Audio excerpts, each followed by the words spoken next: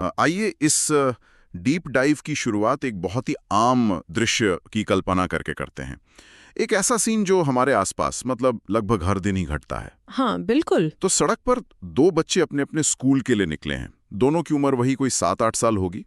पहला बच्चा एक बड़ी सी एसी कार की पिछली सीट पर बैठा है। राइट। उसकी यूनिफॉर्म एकदम कड़क इस्त्री की हुई है, गले में टाई है, चमचमाते जूते हैं और उसके पास एक बड़ा फैंसी सा टिफिन बॉक्स है जिसमें शायद गर्मा गर्म आलू के पराठे और कुछ महंगी चॉकलेट्स रखी हैं। एक टिपिकल कॉन्वेंट स्कूल जाने वाला बच्चा। एग्जैक्टली। अब उसी सड़क के किनारे पैदल चल रहे दूसरे बच्चे पर ध्यान देते हैं। उसने एक साधारण सा, शायद थोड़ा पुराना, रंग उड़ा हुआ हाफ पैंट पहना है, पैरों में घिसी हुई चप्पलें हैं। सही बात है। और उसके हाथ में एक छोटा सा प्लास्टिक का डब्बा है जिसमें सिर्फ सूखी मुड़ी यानी लय रखी है। वो पैदल चलकर गांव के एक झरगर से स्कूल की तरफ जा रहा है। तो एक तरफ अथाह सुविधाएं हैं और दूसरी तरफ बेसिक जरूरतों का भारी अभाव। ये दृश्य कोई इत्तेफाक नहीं है। मतलब आज जिस स्रोत पर हम चर्चा कर रहे हैं, the illusions of intellect and the ethics of equality, वो इसी मुद्दे पर एक बहुत गहरा और तीखा एनालिसिस करता है। हाँ, जिसे हम बुद्धि के भ्रम और समानता की नैतिकता कह सकते हैं ना? बिल्कुल। और इस पूरे डीप डाइव का जो मिशन है वो यही समझना है कि कैसे समाज में इतनी भयानक असमानता को एकदम नॉर्मल या तार्किक मान लिया गया है। राइट। और ये भी देखना कि जिस इंसानी बुद्धि पर हम इतना गुरूर करते हैं, क्या वो सच में बुद्धि है या सिर्फ भेदभाव और विनाश को जस्टिफाई करने का एक टूल बन गई है। सही कहा। तो इस विश्लेषण का जो शुरुआती पॉइंट है वो लॉटरी ऑफ बर्थ यानी जन्म की लॉटरी के कॉन्सेप्ट पर टिका है। सोर्स इस बात पर जोर देता है कि कोई भी बच्चा पैदा होने से पहले अपना परिवार या फाइनेंशियल स्टेटस नहीं चुनता। पैदा होना तो एक प्योर बायोलॉजिकल कोइंसिडेंस है। एग्जैक्टली। उस पैदल स्कूल जाने वाले बच्चे का गरीब घर में पैदा होना कोई जुर्म नहीं था। उसने किसी सिस्टम का कोई नियम नहीं तोड़ा, लेकिन फिर भी पैदा होते ही उसे एक तरह की सजा मिल गई। सजा मतलब इक्वल एजुकेशन और अच्छे पोषण से वंचित रहने की सजा। हाँ, उसको आगे बढ़ने के समान अवसर नहीं मिले। ये उसके साथ शुरुआत से ही नाइंसाफी है। तो अगर मैं इसको सही समझ रहा हूँ तो ये कुछ वैसा ही है जैसे हम कोई बोर्ड गेम खेल रहे हो, जैसे मोनोपोली है ना? हाँ, मोनोपोली का एग्जाम्पल बहुत फिटिंग है यहाँ। तो मान लीजिए गेम शुरू होने से पहले ही एक प्लेयर को शहर की सबसे महंगी प्रॉपर्टीज, सारे बैंक और ढेर सारा पैसा थमा दिया गया है। राइट। और जो दूसरा प्लेयर है उसको 0 से भी नहीं बल्कि -50,000 के लोन से गेम शुरू करना पड़ रहा है। और सबसे अजीब बात यह है कि सिस्टम उनसे उम्मीद करता है कि अब दोनों एक ही डाइस के साथ बिल्कुल फेयर गेम खेलें। ये बहुत ही सटीक एनालॉजी है। इस ढांचे में फेयर प्ले की तो कोई गुंजाइश ही नहीं बचती। और यहीं पर सोर्स राज्य यानी स्टेट के डबल स्टैंडर्ड्स पर एक बहुत असुविधाजनक सवाल उठाता है। अच्छा, स्टेट के बारे में सोर्स क्या कहता है? लेखक का तर्क ये है कि जो स्टेट इन दोनों बच्चों को जन्म के वक्त एक बराबर शुरुआती ग्राउंड देने में पूरी तरह फेल रहा है, क्या उस स्टेट को उस गरीब बच्चे पर अपने नियम थोपने का कोई मॉरल राइट है? मतलब अधिकार देने के नाम पर स्टेट अपने हाथ खड़े कर देता है, लेकिन कंट्रोल करने के मामले में सबसे आगे रहता है। एग्जैक्टली। सोर्स समझाता है कि स्टेट के पास उस गरीब बच्चे को किसी अच्छे एसी स्कूल में भेजने की ना तो इच्छा शक्ति है और ना प्रायोरिटी, लेकिन उसी बच्चे का आधार कार्ड बनवाने या उसे सिस्टम के रिकॉर्ड्स में डालने के लिए पूरी मशीनरी लगा दी जाती है। तो बेसिकली उसकी कोई इंसानी पहचान नहीं बचती। उसकी जो एकमात्र आइडेंटिटी सिस्टम तय करता है वो है उसका गरीब होना। ये तो बहुत ही परेशान करने वाली बात है। बिल्कुल। और उस बच्चे के सपने या टैलेंट कोई मायने नहीं रखते, बस उसे एक हाशिए पर ढकेलने वाला थप्पा लगा दिया जाता है। लेकिन मैंने एक चीज नोटिस की है, जब भी इस सिस्टम की इस एक्सट्रीम इनइक्वालिटी की आलोचना होती है ना, तो सोसाइटी अपने डिफेंस में कुछ खास तरह की कहानियां पेश करने लगती है। आप शायद उन इंस्पायरिंग और मोटिवेशनल सक्सेस स्टोरीज की बात कर रहे हैं। हाँ, वही। सोर्स में भी इसका जिक्र है। जैसे हर साल बोर्ड एग्जाम्स के रिजल्ट्स आते हैं तो हम देखते हैं कि अखबारों और टीवी पर एक खबर जरूर चमकती है कि किसी दूसरे के घर में झूठे बर्तन मांजने वाली महिला के बच्चे ने टॉप 20 में जगह बनाई। एग्जैक्टली। या किसी स्ट्रीट लाइट के नीचे पड़कर मजदूर की बेटी अफसर बन गई। और ये खबर आते ही लोग बहुत इमोशनल हो जाते हैं। अमीर पेरेंट्स अपने बच्चों को ताना मारते हैं कि देखो उसके पास तो कुछ नहीं था, फिर भी उसने टॉप कर लिया। ये एक बहुत ही स्ट्रॉन्ग सोशल पैटर्न है। इस नैरेटिव को एक खास नजरिया सेट करने के लिए यूज किया जाता है। मेहनत की है तो क्या उसके जज्बे की तारीफ नहीं होनी चाहिए? नहीं, ये सवाल बहुत वैलिड है और सोर्स उस बच्चे की मेहनत को बिल्कुल भी कम नहीं आंकता। तारीफ करना और जश्न मनाना ठीक है। तो फिर दिक्कत क्या है? लेखक की आपत्ति इस बात पर है कि इस जश्न और तालियों के शोर में जो सबसे असली और चुभने वाला सवाल है, उसको बड़ी चालाकी से गायब कर दिया जाता है। अच्छा, कौन सा सवाल? कोई भी पत्रकार या समाज का अमीर तबका ये नहीं पूछता कि उस बच्चे को पढ़ाने के लिए उसकी माँ को आखिर दूसरों के झूठे बर्तन क्यों धोने पड़े। यानी उसे अमीर बच्चों की तरह बेसिक सुविधाएं आसानी से क्यों नहीं मिली? सिर्फ उसके हिस्से क्यों आया। सोर्स कहता है कि समाज इसे एक आधी सक्सेस स्टोरी पर ताली बजाकर अपने पूरे सिस्टमिक फेलियर को छिपा लेता है। वाओ, ये तो एक साइकोलॉजिकल ट्रिक जैसा हो गया। हम मान लेते हैं कि अगर एक ने कर लिया तो सिस्टम ठीक काम कर रहा है। सही पकड़ा आपने। और हम उस बच्चे को हीरो बना देते हैं ताकि हमें खुद से ये ना पूछना पड़े कि हमने कैसी दुनिया बनाई ही क्यों है जहाँ एक माँ को झूठे बर्तन मांजने पड़े। सही बात है। हम गरीबी को एक बीमारी की तरह खत्म करने के बजाय उस बीमारी से जीतने वालों की मूर्तियां बनाने लगते हैं ताकि हमारी कोई जरूरत या जिम्मेदारी ना बचे। और सोर्स आगे बताता है कि ये इनसेंसिटिविटी सिर्फ न्यूज तक लिमिटेड नहीं है, ये हमारे कल्चर में पूरी तरह घुस चुकी है। जैसे टीवी सीरियल्स वगैरह में। हाँ, आज भी फिल्म्स और टीवी में नौकरों को दिखाना और उनके साथ सेकंड क्लास सिटीजन जैसा बिहेव करना बहुत नॉर्मल माना जाता है। और रियल लाइफ में भी हम देखते हैं कि घर के जवान लोग अपना झूठा बर्तन केबल पर छोड़ देते हैं और उनकी माँ की उम्र की कोई गरीब औरत आकर उन्हें उठाती है। राइट। और सोर्स यही सवाल करता है कि हमारी आधुनिक बुद्धि इस दृश्य को देखकर बगावत क्यों नहीं करती।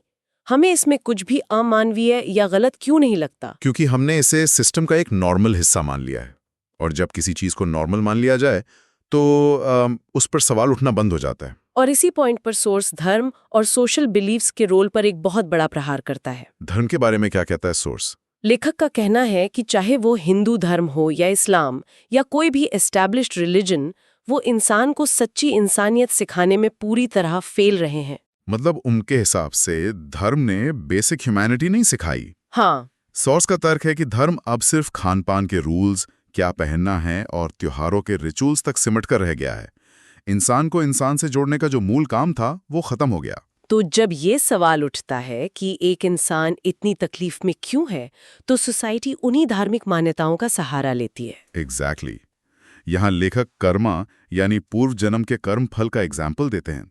जब कोई गरीब औरत झूठे बर्तन धोती दिखती है तो अमीर तबका बहुत आसानी से कह देता है कि ये उसके पिछले जन्म के बुरे कर्मों का नतीजा है। तो बेसिकली कर्मा का कॉन्सेप्ट एक शील्ड या ढाल की तरह यूज होता है ताकि उन्हें अपनी बनाई इस शोषक व्यवस्था के लिए कोई गिल्ट ना हो। बिल्कुल सही। सोर्स का सबसे स्ट्रॉन्ग पॉइंट यही है। ये मान्यताएं अमीर और पावरफुल लोगों द्वारा बनाए गए इंटेलेक्चुअल इल्यूजन्स हैं। जब गरीब खुद मान लेगा कि इसकी गरीबी उसकी अपनी गलती है तो वो कभी अपने हक की मांग ही नहीं करेगा। ये तो बहुत ही कैलकुलेटेड लगता है। अगर करंट रिलीजन्स इस भेदभाव को जस्टिफाई कर रहे हैं तो फिर सोर्स के मुताबिक एक राष्ट्र का सच्चा धर्म होना क्या चाहिए? सोर्स इसे प्राकृतिक मानव धर्म यानी नेचुरल ह्यूमन रिलीजन कहता है। और ये प्राकृतिक मानव धर्म डिफाइन कैसे होता है? लेखक कहता है कि ये वो धर्म है जो शोषण, वंचना और असमानता का पूरी तरह विरोध करता है। एक ऐसी सोच जो इंसान द्वारा इंसान पर किए जा रहे इनह्यूमन रूल को खत्म करे। इससे मैं एक एग्जाम्पल से समझने की कोशिश करता हूँ। हम अक्सर अपने देश को एक माता का दर्जा देते हैं, जैसे भारत माता है ना। हाँ बिल्कुल। अगर देश एक माता है और सारे नागरिक उसके बच्चे हैं तो क्या कोई सगी माँ कभी ऐसा करेगी कि अपने एक बच्चे को बिना किसी मेहनत के 56 भोग परोस दे और दूसरे बच्चे को एक सूखी रोटी के लिए सड़कों पर छोड़ दे, या उसे अपने हक के लिए भीख मांगनी पड़े या प्रोटेस्ट करना पड़े? कोई सगी माँ ऐसा डिस्क्रिमिनेशन नहीं कर सकती। बहुत ही पावरफुल एनालॉजी है और यही बात सोर्स सपोर्ट करती है कि ये सिस्टम नेचुरल नहीं है। ये डिलिबरेटली बनाया गया एक शोषक ढांचा है जिसमें नेचुरल राइट्स को कमर्शलाइज कर दिया गया है। एग्जैक्टली।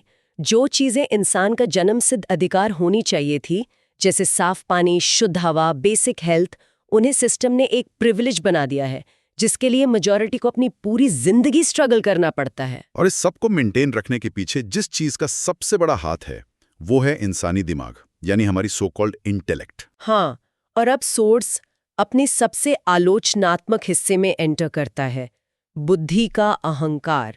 लेखक कहता है कि इंसान अपनी जिस बुद्धि पर इतना इतरा रहा है वही उसके विनाश का सबसे बड़ा कारण है। वेट, यहाँ मुझे थोड़ा डाउट हो रहा है।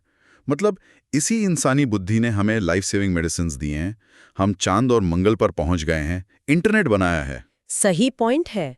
तो क्या सोर्स का ये बोलना कि इंसानी बुद्धि पूरी तरह विनाशकारी है थोड़ा एग्जैजरेशन नहीं लगता? पहली नज़र में ये एग्जैजरेशन लग सकता है, पर सोर्स साइंस या टेक्नोलॉजी के खिलाफ नहीं है। लेखक सवाल इस बात पर उठा रहा है कि उस बुद्धि को डायरेक्ट कौन कर रहा है, उसकी नीयत क्या है और उसका अल्टीमेट रिजल्ट क्या निकल रहा है, राइट? बिल्कुल। सोर्स के मुताबिक जिस बुद्धि को अपना खुद का विनाश दिख रहा हो पर फिर भी वो अपने लालच को कंट्रोल नहीं कर पा रही, उस बुद्धि पर गुरूर करना बिल्कुल बेकार है। ये तो वैसा ही हुआ जैसे हमने अपनी बुद्धि लगाकर एक बहुत एडवांस्ड सेल्फ ड्राइविंग कार बना ली। उसका कंप्यूटर बेस्ट रूट निकालने में एक्सपर्ट है, हाँ, लेकिन वो कंप्यूटर इस बात को बिल्कुल इग्नोर कर रहा है कि वो जो रास्ता दिखा रहा है वो सीधे एक गहरी खाई में जाकर गिरता है। टेक बढ़िया है पर डायरेक्शन तबाही का है। क्या कमाल का एग्जाम्पल दिया है। और सोर्स बिल्कुल इसी खाई की बात कर रहा है। ये बुद्धि ह्यूमैनिटी को जोड़ने के बजाय शोषण के नए और कॉम्प्लेक्स तरीके खोज रही है। जैसे कि वेल्थ इनइक्वालिटी को बढ़ाने वाले कॉम्प्लेक्स इकोनॉमिक मॉडल्स। एग्जैक्टली। और इसी बुद्धि का इस्तेमाल ऐसे कानून और धार्मिक व्याख्याएं गढ़ने के लिए हो रहा है जो जेंडर इनइक्वालिटी या कास्ट और रिलीजन के नाम पर लोगों में नफरत फैलाते हैं। तो इसका मतलब अगर इस बुद्धि का फाइनल रिजल्ट सिर्फ दुख, कलेश और स्ट्रेस है तो सोर्स कहता है कि इसे बुद्धि मानना ही नहीं चाहिए। सही कहा। सोर्स क्लियर शब्दों में कहता है कि जो बुद्धि इंसानी जिंदगी में इनसिक्योरिटी और टेंशन लाए और खुशियों में रुकावट डाले, वो बुद्धि नहीं, पूरे बेवकूफ़ी है। मतलब हमने अपनी ही ज्यादा अकल लगा के एक ऐसा कॉम्प्लिकेटेड सिस्टम बना लिया है जहां कोई चैन से जी नहीं पा रहा है। बिल्कुल। गरीब अपनी बेसिक ज़रूरतों के लिए रो रहा है और अमीर अपने लालच और आर्टिफिशियल स्ट्रेस में फंसा हुआ है। हम अपनी डाल काट रहे हैं जिस पर हम बैठे हैं। सुकून और मेंटल पीस तो पूरी तरह गायब है। और इसी कॉन्ट्रडिक्शन को दिखाने के लिए लेखक ने एनवायरमेंटल कंसर्न्स भी उठाए हैं। हमने सो कॉल्ड विकास के लिए पहाड़ों को चीरा, नदियां बांध दी, लेकिन नतीजा ये कि हवा जहरीली हो गई, नदियां गंदी हो गईं और क्लाइमेट चेंज से नई बीमारियां आने लगीं। राइट। सोर्स एक बहुत गहरा सवाल पूछता है कि क्या यूनिवर्स की कोई सच में इंटेलिजेंट स्पीशीज ऐसा कर सकती है कि वो अपने ही इकलौते घर में आग लगा दे? ये डेवलपमेंट नहीं, मास सुइसाइड है। ये एनालिसिस वाकई दिमाग खोल देने वाला है। अगर हम इस डीप डाइव को समराइज करें तो ये क्लियर हो जाता है कि सोसाइटी में जो इनइक्वालिटीज हम नॉर्मल मान लेते हैं, चाहे गरीबी हो या हमारा ये डिस्ट्रक्टिव डेवलपमेंट, इन सब को हम आमतौर पर किस्मत, कर्मा या साइंस का नाम दे देते हैं। पर सोर्स कहता है कि ये हमारी कलेक्टिव इंटेलिजेंस का सबसे बड़ा फेलियर है। ये कोई दैवीय नियम नहीं है। बिल्कुल, ये एक बहुत ही कोल्ड ब्लडेड सोच समझकर बनाया गया शोषक सिस्टम है।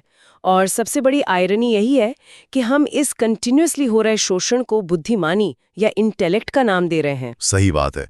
जब तक हम इस बुद्धि के भ्रम से बाहर नहीं आएंगे, नेचुरल ह्यूमन इक्वालिटी कभी नहीं आ सकती। एग्जैक्टली। तो आज के इस विश्लेषण ने बहुत कुछ सोचने पर मजबूर कर दिया है।